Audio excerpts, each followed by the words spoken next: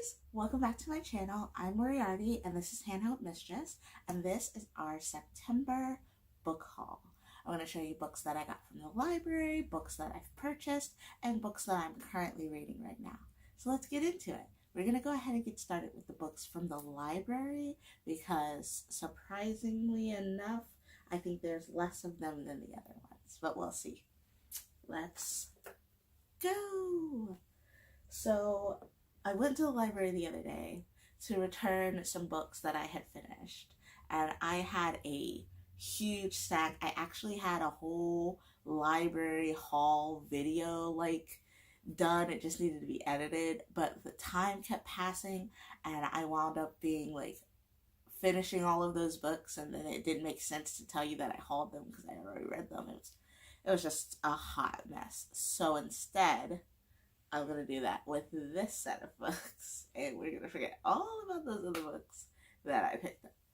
So, the first book that I picked up is actually part of a set, and almost all of the books that I picked up today, picked up from the library, are actually middle grade. Who is she? I don't know. So, I actually came across this book on a shelf, and it is Death in the Spotlight, and it's A Murder Most Unladylike by Robin Stevens. And I was like, this is a middle grade book about murder in the theater. Do I need anything else? And then I realized that this is actually a book series, Wells and Wong Mysteries. So then I said, okay, well, let me see what other books they have in the series. So there's 12 or 14 books, but of course the library didn't have them all. And I was like, okay, well, I'm going to get all the books that the library did have, and then I'll look for ebook versions, and then I'll look for versions on Amazon and see if I can get those. So Death in the Spotlight is, I'm just going to read you the back cover. Of course, there's stickers all over it, so I can only read parts of it, but we'll see. Daisy Wells and Hazel Wong are off to the beautiful something in London, where they will face an entirely new challenge. But behind the theater's glittering facade, the girls learn that there is trouble at the Rue. Jealousy, threats, and something quickly spiral out of control, and then one of the cast members ends up dead. As opening night looms closer, Hazel and Daisy must take center stage and solve the crime before the killer strikes again. It sounds pretty decent to me. It's pretty hefty for a middle grade. It looks to be about 376 pages. So, and then the next books in those series are Jolly Foul Play. And this looks to be like a snippet of the book versus a synopsis, so I'm going to go to the inside. Daisy Wells and Hazel Wong have returned to Deep Dean for a new school term, but nothing is the same. There's a new head girl, Elizabeth Hurst, and a team of prefects, and these bullying big girls are certainly not good eggs. Then, after the fireworks display on bonfire night, Elizabeth is found. Murdered. Many girls at Deep Dean had reason to hate Elizabeth, but who might have committed such foul play? Could the murder be linked to the secrets and scandals scribbled on scraps of paper that are suddenly appearing around the school? And with their own friendship falling to pieces, how will Daisy and Hazel solve this mystery? And then the next one I got is a Christmas-themed one, I guess. Mistletoe and Murder. There we go. Now you can see it. It's got a little bit of glitter. Okay, and in this one, Daisy Wells and Hazel Wong are spending the Christmas holidays in snowy Cambridge. Hazel has high hopes of its beautiful spires, cozy libraries, and inviting tea rooms, but there is danger lurking in the dark stairwells of ancient Magdalen College, and 2 days before Christmas there's a terrible accident. At least it appears to be an accident until the Detective Society members look a little closer and realize a murder has taken place. Faced with several irritating grown-ups and fierce competition from a rival agency, they must use all their cunning and courage if they are going to find the killer before Christmas dinner. The next one I picked up is Poison is Not Polite, also the same group. When Daisy Wells and Hazel Wong visit Daisy's sprawling countryside estate for the holidays, Daisy's mother throws her daughter an extravagant birthday tea party. Then one of the guests falls mysteriously ill, and everything points to poison. With wild storms preventing anyone from leaving and the police from arriving, Daisy's home is suddenly a very dangerous place to be. Everyone is keeping secrets. When someone very close to Daisy looks suspicious, the Wells and Wong Detective Society must do everything they can to reveal the truth, no matter the consequences. And then the last one out of this group that I picked up is Murder is Bad Manners. When boarding school students Hazel Wong and Daisy Wells set up their very own secret detective agency, they struggle to find any exciting mysteries to investigate, unless you count the case of Lavinia's missing tie, which they don't. Then Hazel discovers Miss Bell lying dead on the gym floor. Before Hazel can tell anyone what she's seen, the body mysteriously disappears, seemingly without a trace. Now Hazel and Daisy not only have a murder to solve, they have to prove a murder happened in the first place. Can the Wells and Wong Detective Society get to the bottom of the crime before the killer strikes again? And can Hazel and Daisy's friendship stand the test?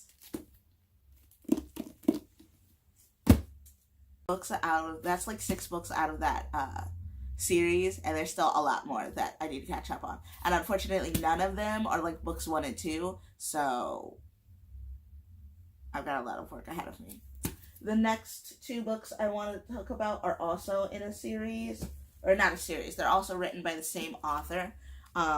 This is Kristen Lepionka, and she writes adult mysteries, so these are adult mysteries. What You Want to See and The Last Place You Look. This one comes first, so I'm going to read this guy and then this guy, but according to the book jackets, this is what they are about. Nobody knows what happened to Sarah Cook. The beautiful blonde teenager disappeared 15 years ago, the same night her parents were brutally murdered in their suburban Ohio home. Her boyfriend, Brad Stockton, black and from the wrong side of the tracks, was convicted of the murder and is now on death row. Though he's maintained his innocence all along, time is running out. His execution is only weeks away when his devoted sister insists she spied Sarah at an area gas station. Willing to try anything, she hires P.I. Roxanne Weary to look at the case and see if she can locate Sarah. Brad might be in a bad way, but Roxanne isn't doing so hot herself. While she's still reeling from the death of her cop father in the line of duty, her main way of dealing with her grief has been working as little and drinking as much as possible. But Roxanne finds herself drawn to the story of Sarah's vanishing act, especially when she links the disappearance to one of her father's unsolved cases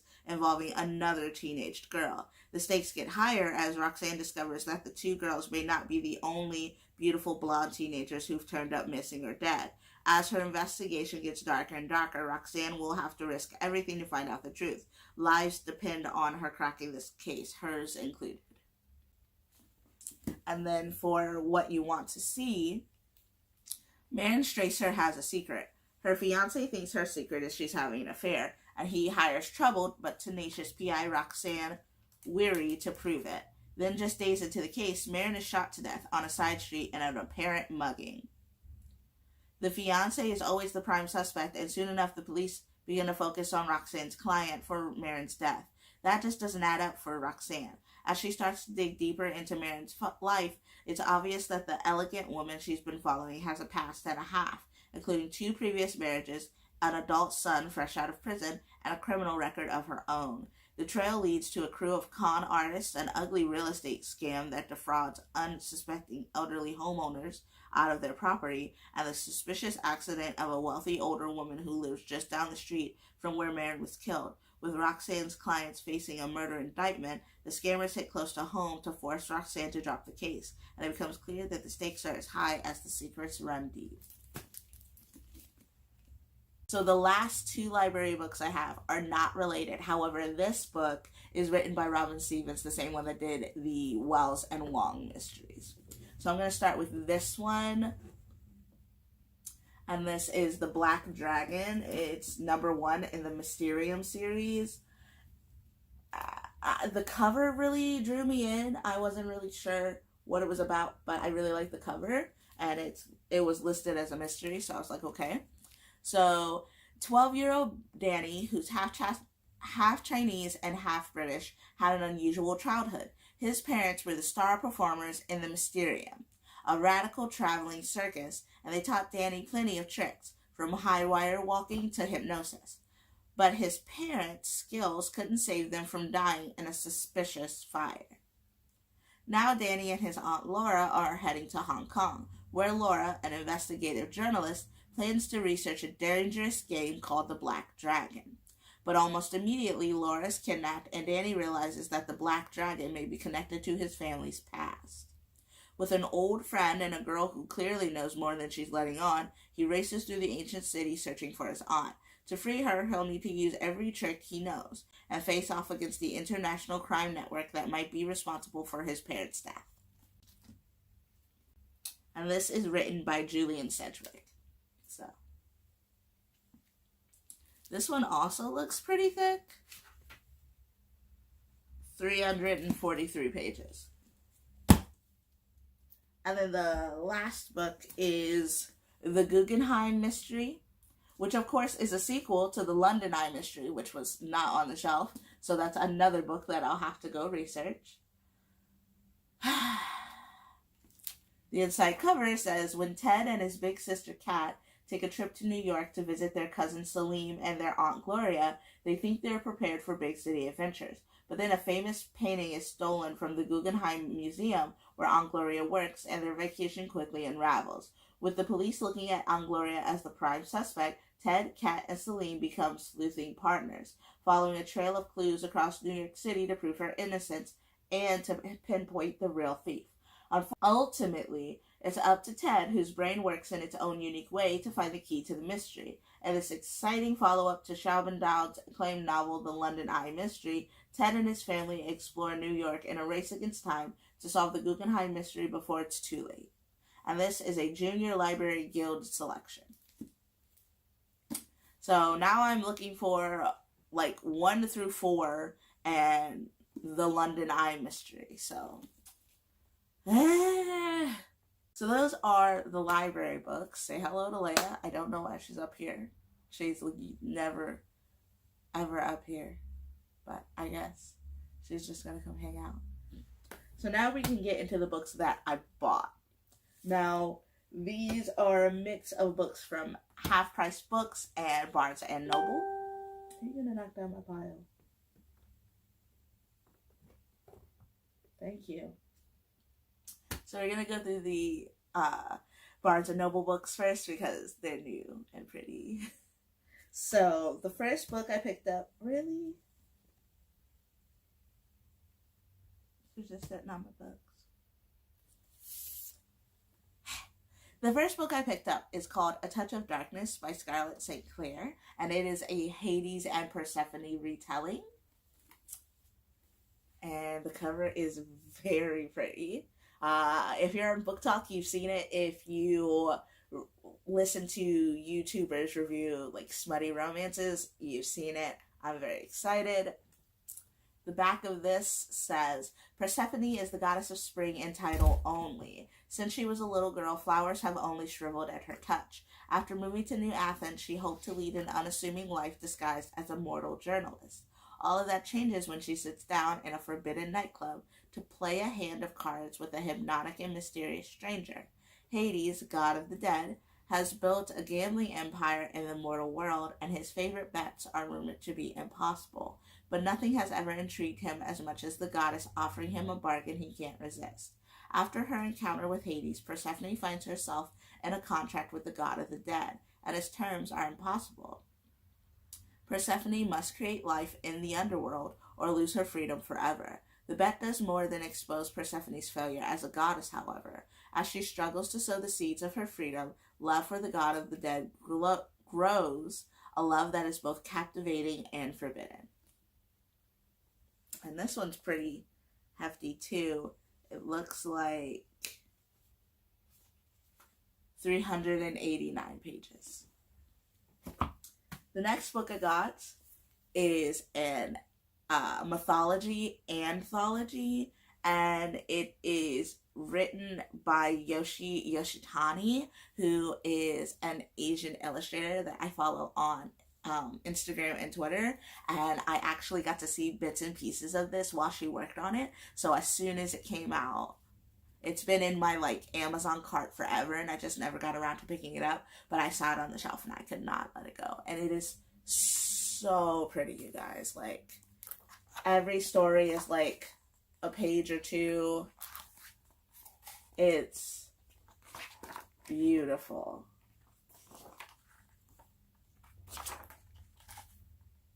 And they come from all over the world.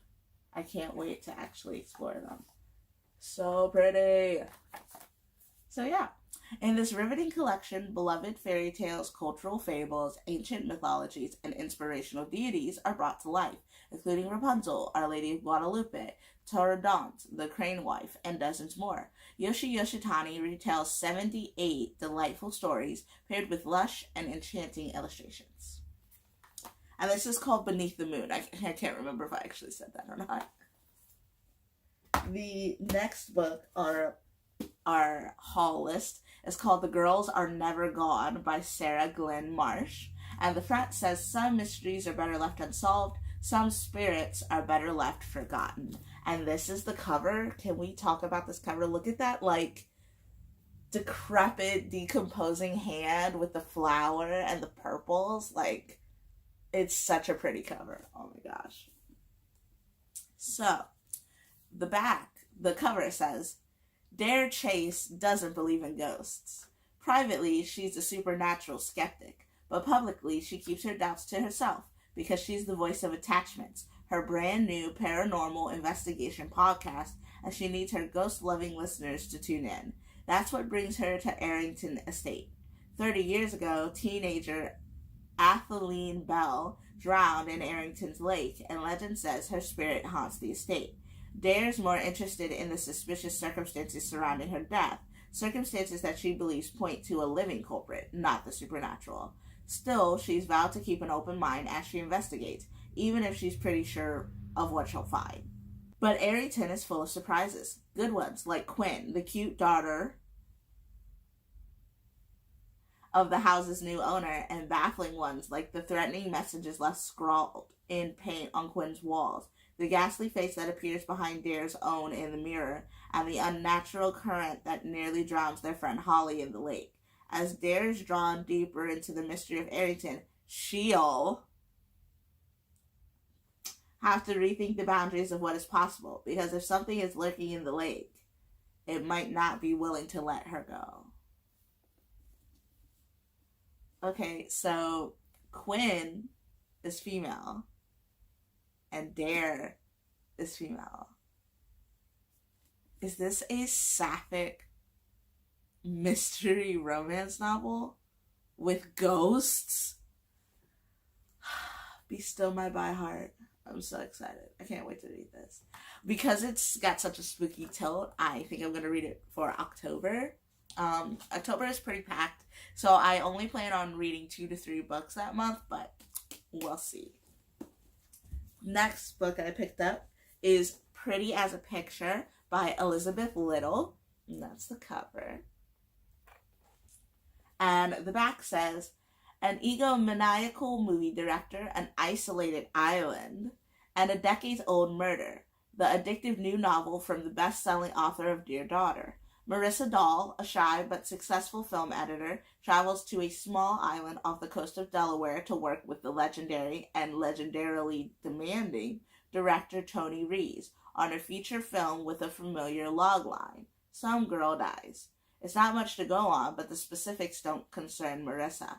She'll spend her days in the editing room doing what she does best, turning pictures into stories. But she soon discovers that on the set, nothing is as it's supposed to be, or as it seems. Drawn into the investigation of the unsolved real-life murder that the movie takes as its central subject, Marissa soon realizes that the killer may still be on the loose, and he may not be finished. A wickedly funny and thrilling behind-the-scenes whodunit, Pretty as a Picture is the latest page-turner from one of the most distinctive voices in crime fiction.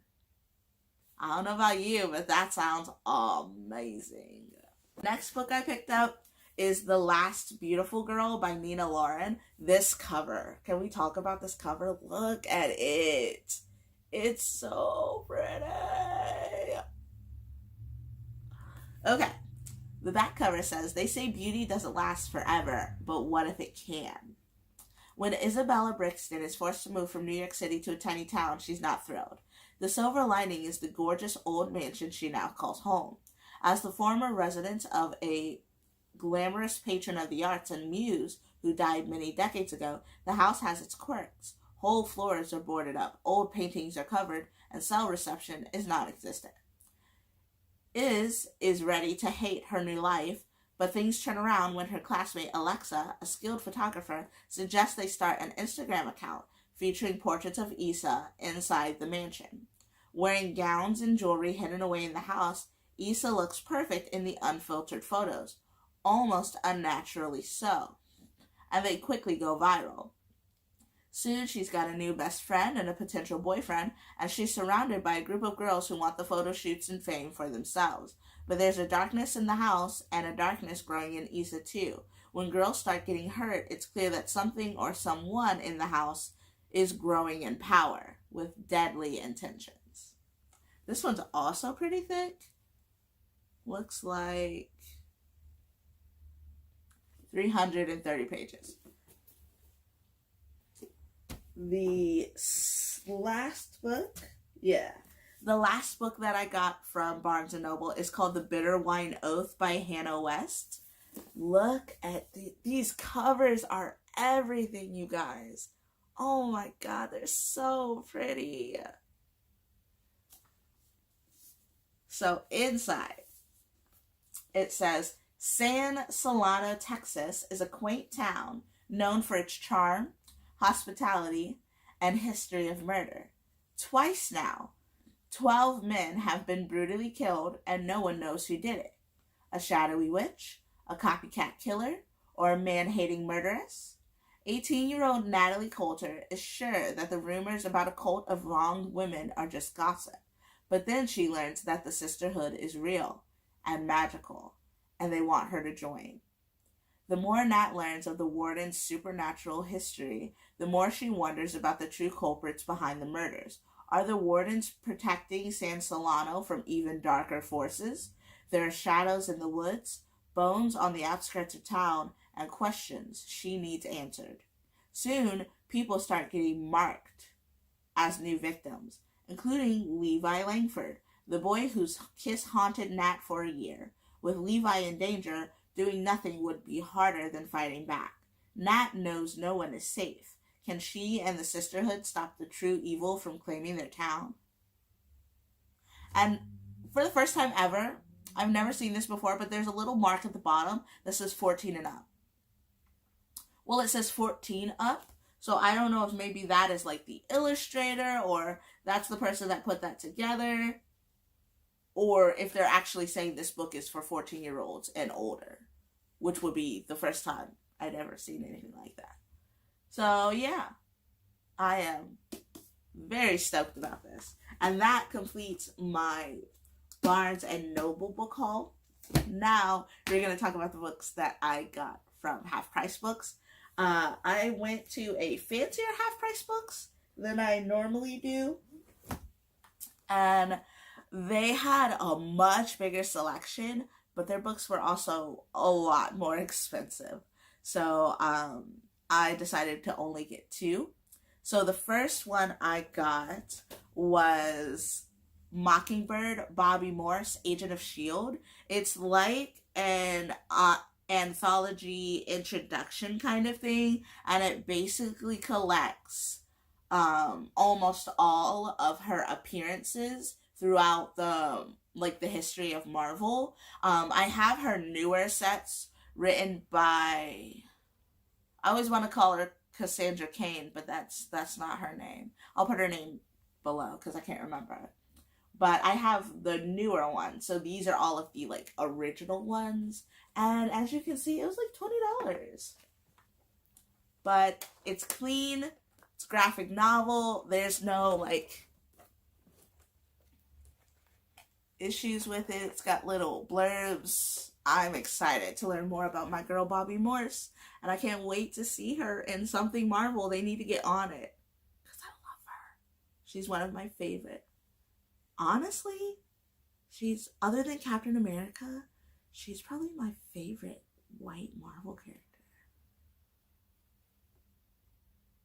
Yeah. Yeah, she is. That's wild. Okay, yeah. Definitely excited for this. The next and last book of my book haul is something that is super exciting for me. I am a very, very, very big Addams Family fan, and I prefer the older drawings, the older cartoons, to the newer renditions, but I still enjoy the Addams Family in general. Charles Addams was an illustrator, and he made comics before the TV show and the movies. And I have been like kind of on the lookout for something that collects those old illustrations, and I found it. So, the Addams Family, the original Addams Family, and other ghoulish characters put together by Charles Addams, and it is kind of collected, and you can kind of see it like back to back with like the newer renditions, but it's the actual like newspaper illustrations. So I was super stoked when I saw this, and it was only $5.48. So I can't wait to look through this. I don't think it's got any stories. I think it's just like the illustrations, and I don't think the illustrations were connected in any way. I think they were different each time. So yeah, this is something new, and I can't wait to check it out. So those are all of the books that I got from Half Price Books, the library, and Barnes & Noble, and that concludes my book haul. I hope you guys like listening to me talk about books, because it's one of my favorite things to do on this channel. And if you don't, sorry about your luck. This channel also covers TV, movies, and video games, so hopefully you'll be able to find some content that works for you. And thanks so much for listening to me ramble on about books again, and I'll see you next time. I'm Moriarty. This is Handheld Mistress. Peace out.